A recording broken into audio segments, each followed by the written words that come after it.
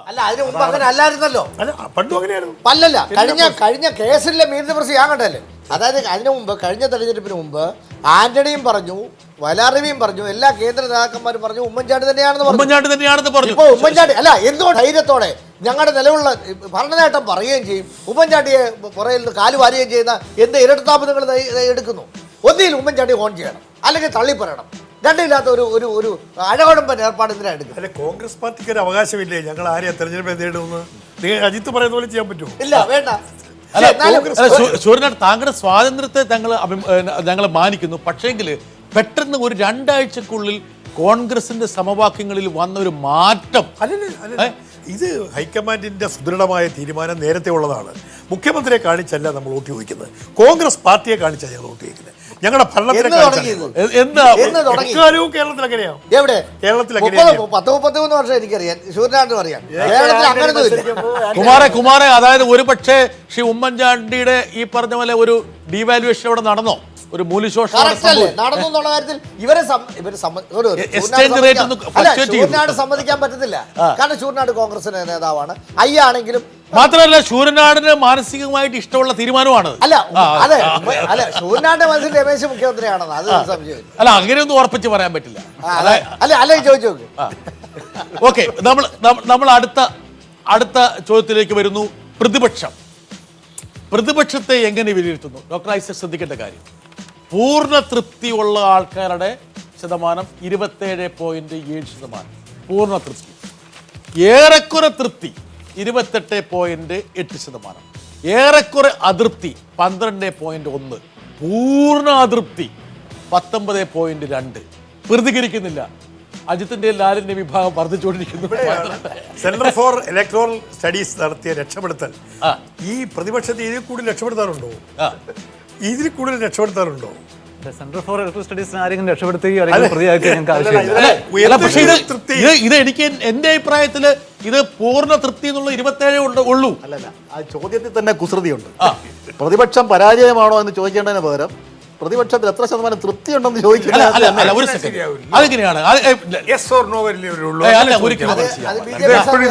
ഒരു സഫോളജിയിൽ ഇങ്ങനെ പറ്റുള്ളൂ. ഇത് അദ്ദേഹം ഒരു അക്കാഡമിഷ്യനും ഒരു ഡോക്ടറേറ്റിന്റെ കുമാർ വളരെ ക്രൂഡായിട്ട് പറയാതെ വളരെ സോഫിസ്റ്റിക്കേറ്റഡ് ആയിട്ടൊരാളാണ്. ബിജെപിക്കാരോ CPM-കാരോ കോൺഗ്രസ്സുകാരോ നേരിട്ട് സർവേ നടത്തരുത്, അറിയാവുന്ന ഏതെങ്കിലും ഏജൻസിക്കാരെ ഏൽപ്പിക്കണം. എന്നാലും ഇതുപോലുള്ള ചോദ്യങ്ങൾ പോളിഷ് ചെയ്ത് ചോദിക്കാൻ പറ്റും. അങ്ങനെ സർവേ നടത്തിയിരുന്നെങ്കിൽ വെള്ളാപ്പള്ളി എടുക്കുമെന്ന് ഒരു പ്രധാനപ്പെട്ട ഒരു കാര്യമുണ്ട്. ഒരു ഏത് തെരഞ്ഞെടുപ്പ് വിജയവും നിലവിലുള്ളവരുടെ വിജയമായിട്ടല്ല, എതിർകക്ഷത്തിന്റെ പരാജയമായിട്ടേ വരുന്നുള്ളൂ. ഇടതുപക്ഷം ഭരിച്ചപ്പോൾ ഇവിടെ UDF ജയിക്കാൻ കാരണം UDFന്റെ വിജയമല്ല, LDFന്റെ പരാജയമാണ്. ഇവിടെ തിരിച്ചും അല്ലാതെ പ്രതിപക്ഷം വളരെ മികച്ച പ്രകടനം കാഴ്ചവെച്ചു, പ്രതിപക്ഷം വലിയ ഗംഭീരമായി. അതുകൊണ്ടാണ് വിജയം വരിക്കുന്നെങ്കിൽ അതിന്റെ അർത്ഥം അതാണെന്ന് കരുതരുത്. അത് ഈ ഭരണപക്ഷത്തിന്റെ പരാജയമാണെന്ന് എനിക്ക് അതിനോട് അഭിപ്രായ വ്യത്യാസമുണ്ട്. ഇപ്പൊ ഈ സർക്കാർ കേരളം ഭരിച്ച ഏറ്റവും ജനവിരുദ്ധമായ ഒരു സർക്കാരാണ് ഇപ്പൊ നമ്മൾ ഭരിച്ചുകൊണ്ടിരിക്കുന്ന കാര്യത്തിൽ യാതൊരു സംശയമില്ല. പക്ഷെ ഒരു കാര്യം, ഇതെല്ലാം പുറത്തു വന്നത് എങ്ങനെയാ?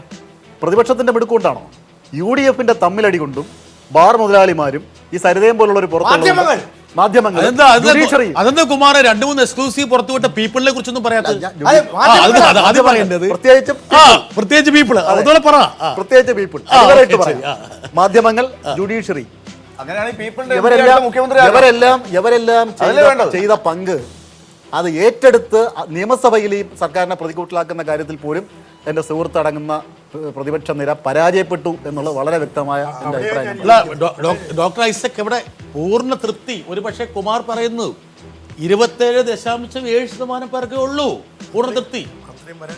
അത്രയും വരാൻ പാടില്ല. രക്ഷപ്പെടുത്തിയെന്ന് ഞാൻ പറഞ്ഞു. ഇത് പ്രതിപക്ഷത്തിന്റെ മുകളിൽ വിലയിരുത്താണ്. പ്രതിപക്ഷം ഈ കഴിഞ്ഞ 4 വർഷക്കാലം, ഞാൻ രാഷ്ട്രീയ പ്രവർത്തകൻ എന്നുള്ള നിലയിൽ, രാഷ്ട്രീയ വിദ്യാർത്ഥി എന്നല്ലേ പറയട്ടെ, പ്രതിപക്ഷത്തിന്റെ റോൾ എന്തായിരുന്നു കഴിഞ്ഞ 5 വർഷക്കാലം? സരിതയും മറ്റേ രാധാകൃഷ്ണന്മാരും മറ്റൊരു ബിജു രമേശും ഇല്ലായിരുന്നെങ്കിൽ കേരളത്തിൽ എന്തായിരുന്നു ഉണ്ടായിരുന്നത്? അല്ല, ഒരു കാര്യമുണ്ട്, പ്രതിപക്ഷം വല്ലതും ചെയ്താൽ കുഴപ്പത്തിലായിരുന്നു, മിണ്ടായിരുന്നതാണ് ഏറ്റവും നല്ലത്. കാരണം പ്രതിപക്ഷം ഈ സമരം നടത്തുകയോ ഇവിടെ ജനങ്ങൾക്ക് ബുദ്ധിമുട്ടുണ്ടാക്കുകയോ ശത്രുക്കളായതിനും. ഇപ്പൊ പ്രതിപക്ഷം ചെയ്യേണ്ട കാര്യങ്ങൾ ചെയ്തു. സമരം ഒരു അല്ല, ദിവസം കൊണ്ട് സൂര്യനാടിന്റെ ആഗ്രഹം എന്ന് വെച്ചാല് കുറെ ഗരാവയും കുറെ കല്ലുകളും അതെ. ഉണ്ടാക്കണമെന്നാണ്.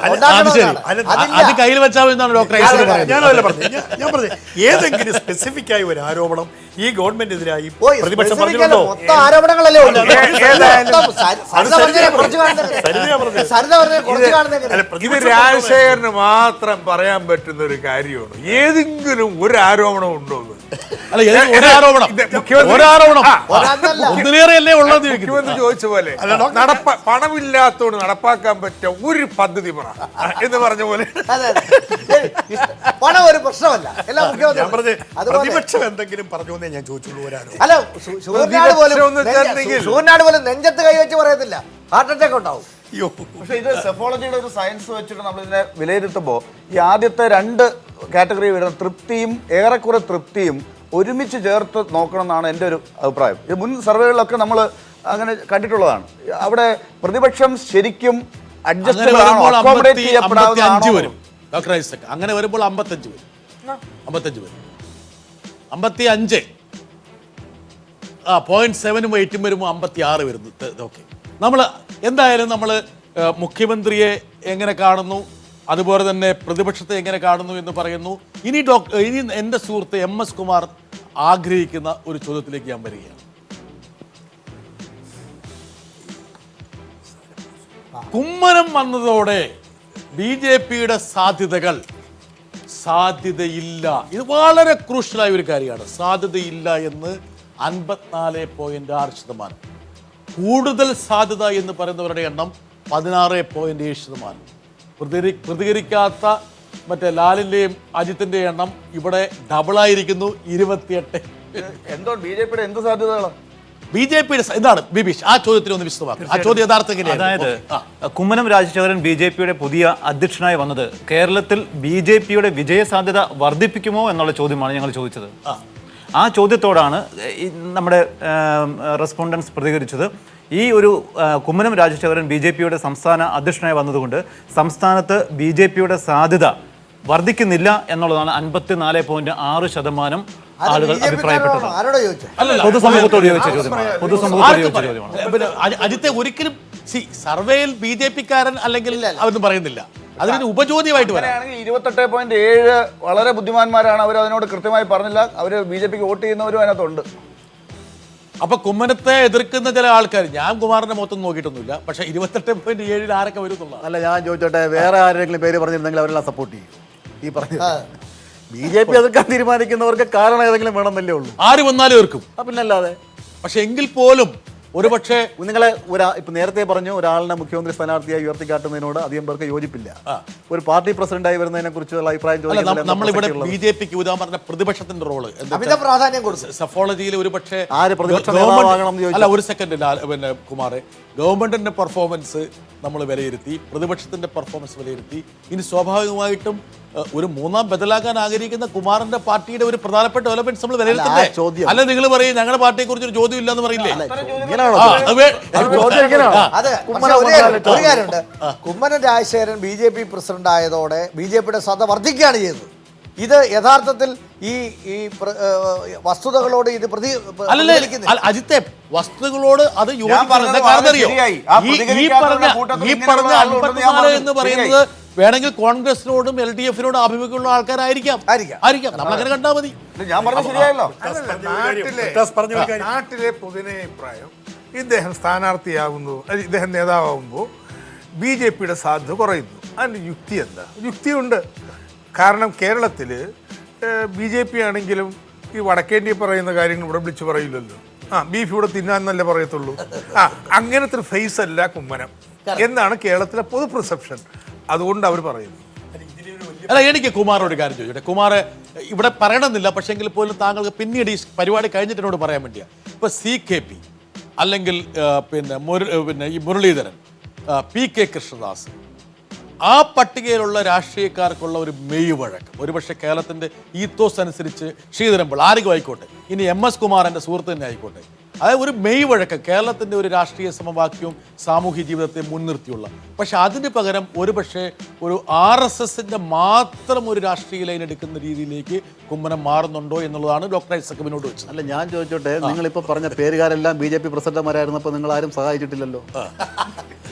കുമ്മന രാഷ്ട്രീയം വന്നുകൊണ്ടെന്തോ ഒരു പ്രത്യേകത. അല്ല, ഞാനൊരു കാര്യം പറഞ്ഞോട്ടെ. CK പത്മനാഭനെ നിങ്ങളിപ്പോൾ വളരെ ഇഷ്ടത്തോടെ പറഞ്ഞു. CK പത്മനാഭൻ പ്രസിഡന്റ് ആയിരുന്നപ്പോൾ എന്താ കേരളത്തിലെ ജനങ്ങളൊക്കെ BJP-യോടൊപ്പം അല്ല, BJP വളർന്നതല്ലേ കുമാർ പറഞ്ഞു. ഇപ്പോഴും വളർന്നോണ്ടിരിക്കുക.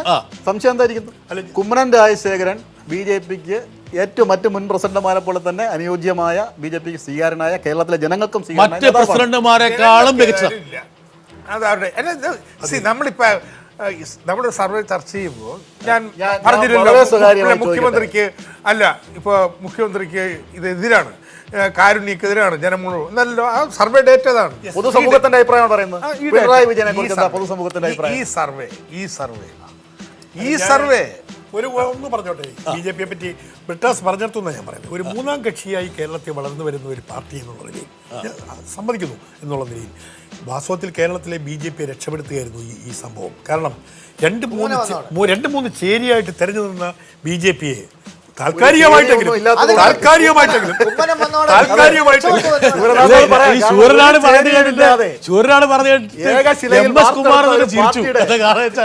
അതായത് കുമ്പലം അതോടിട്ട് പ്രശ്നം പരിഹരിച്ചു എന്ന് പറഞ്ഞപ്പോഴല്ലോ.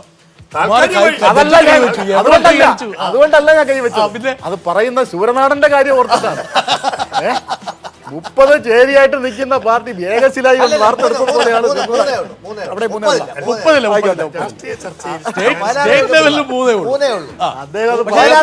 എങ്കിൽ പോലും ഒരുപക്ഷെ കുമ്മനം എന്നുള്ളൊരു ക്യാരക്ടറിനോട് ഉള്ള നമ്മുടെ യോജിപ്പോ അല്ല, പക്ഷെ ഒരു പെർസെപ്ഷൻ എങ്ങനെയാണ്, അത് മാത്രമാണ് നമ്മൾ കണ്ടിരിക്കുന്നത്.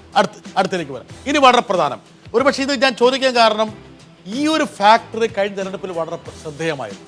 മോഡി ഫാക്ടർ.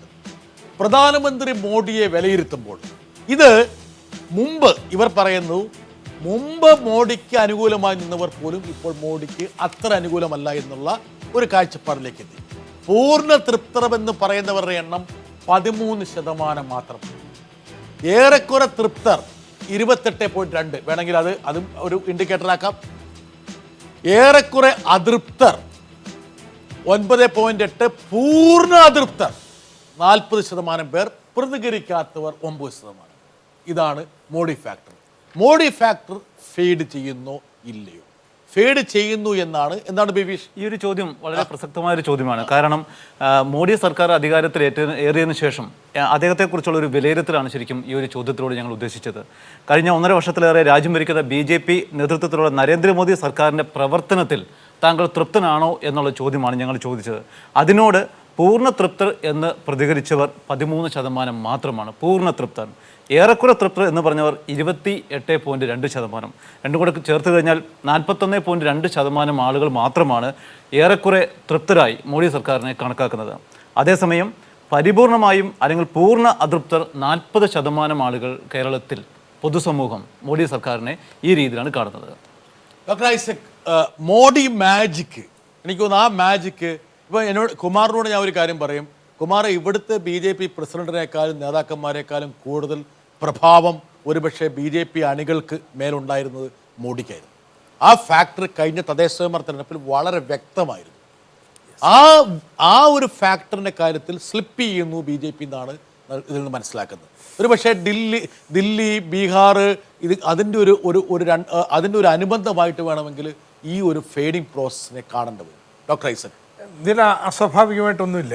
കാരണം വെച്ച് കഴിഞ്ഞാൽ കേരളത്തിൽ BJPക്ക് ഒരു 10-13% വോട്ടാവുള്ളൂ. അങ്ങനെയുള്ള സംസ്ഥാനത്ത് ഇതിനപ്പുറത്തേക്ക് തൃപ്തി വരാൻ പറ്റത്തില്ല. അങ്ങനെ ഒന്നുണ്ട്. പക്ഷേ ഒരു കാര്യം വളരെ വ്യക്തമാണ്. ഇപ്പം നേരത്തെ സർവേ ഉണ്ടായിരുന്നെങ്കിൽ നമുക്ക് കൃത്യം പറയാമായിരുന്നു.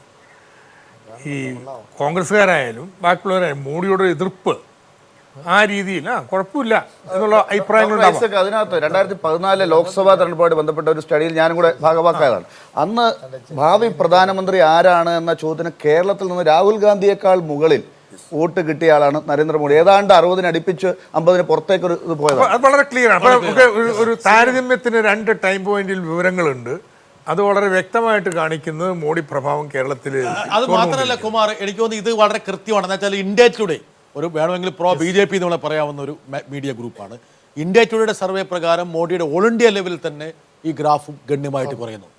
അതായത് ഇപ്പോൾ തെരഞ്ഞെടുപ്പ് നടന്നാൽ 52-53 സീറ്റുകൾ ലോക്സഭയിൽ മോഡിക്ക് നഷ്ടപ്പെടുമെന്നാണ് ആ സർവേ പറഞ്ഞത്. എനിക്ക് തോന്നുന്നു അതിൻ്റെ ഒരു അനുബന്ധമായിട്ട് വേണം ഇതിനെ ചേർക്കാം. ഇതൊക്കെ അത്ര നല്ലൊരു ഇൻഡിക്കേറ്റർ അല്ല കുമാറിന്റെ പാർട്ടിക്ക്. അതൊന്നുമല്ല, അങ്ങനൊന്നുമല്ല. ഓക്കെ, നമ്മളിപ്പോ തെരഞ്ഞെടുപ്പ് 2 മാസത്തിന് ഇപ്പുറം നിന്നുകൊണ്ടാണ് നമ്മളിത് കാര്യങ്ങളൊക്കെ ചർച്ച ചെയ്യുന്നത്.